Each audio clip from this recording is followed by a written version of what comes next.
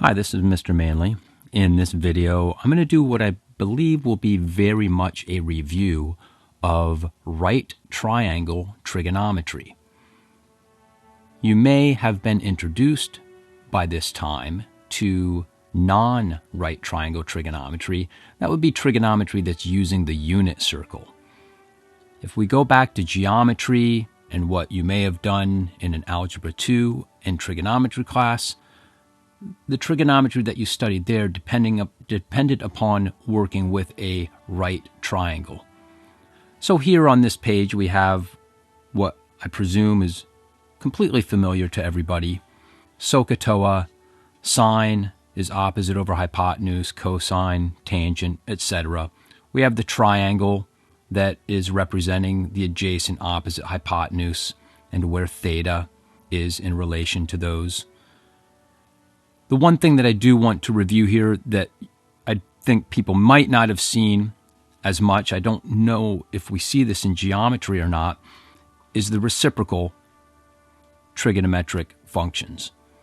The reciprocal of sine is simply taking hypotenuse over opposite and giving that a name.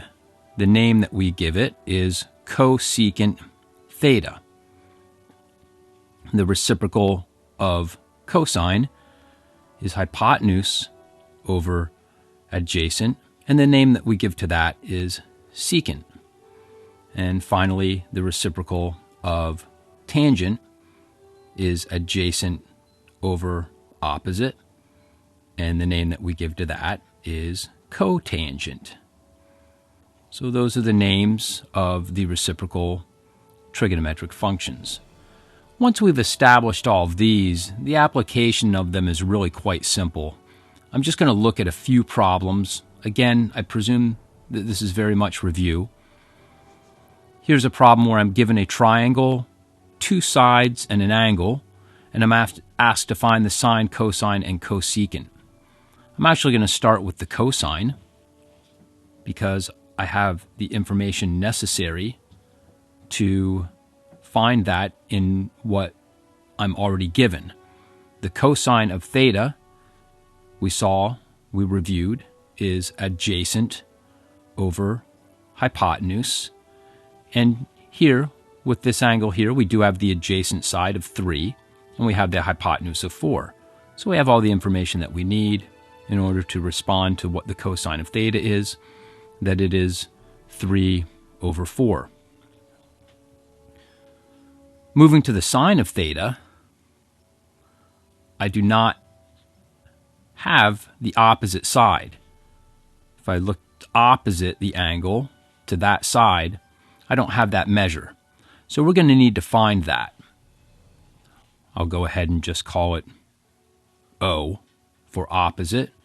And using the Pythagorean theorem, I can find the opposite side.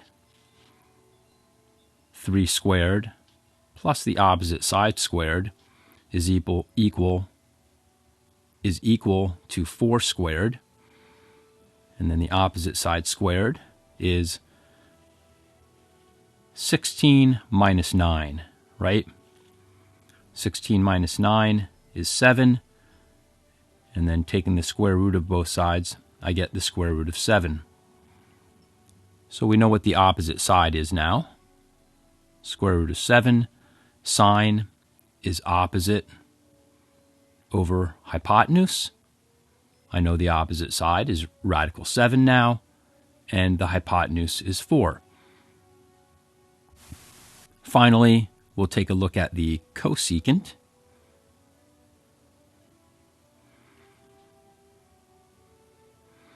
Cosecant theta equal to, all right, something that I actually want to do here. Let's go back to our formulas and say, now that we've established these formulas, sine is opposite over hypotenuse and cosecant is hypotenuse over opposite, we can also establish that, therefore, the sine of theta is equal to 1 over cosecant theta. And I didn't give myself quite enough room there. There we go.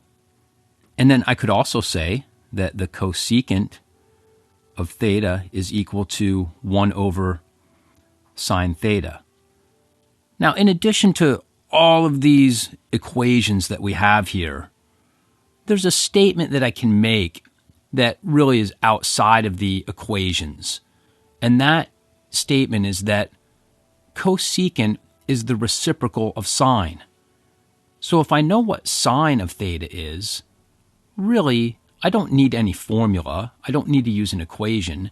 I know that cosecant is the reciprocal of whatever that is. Likewise, I could do that for cosine and secant, and tangent and cotangent as well. So going back to the question at hand, what is cosecant theta? I'm actually not going to think of that as hypotenuse over opposite. I'm not going to use the equation. I'm simply going to say, I know that cosecant is the reciprocal of sine, and I have sine now, so I will just take the reciprocal of that, and I have cosecant. So that's just a neat way of thinking about it, I think. There may be some ambiguity here in how your answer should be represented. I believe you have mostly learned, almost entirely, to rationalize the denominator of an expression. So certainly, depending on the environment that you're working in, you do want to be able to do that. So I'm going to rationalize the denominator here and say that cosecant theta is 4 rad 7 over 7. Okay, here's one more that I want to take a look at. Finding x, given the information in this triangle. Here I have to make a choice about which trigonometric function I'm going to use.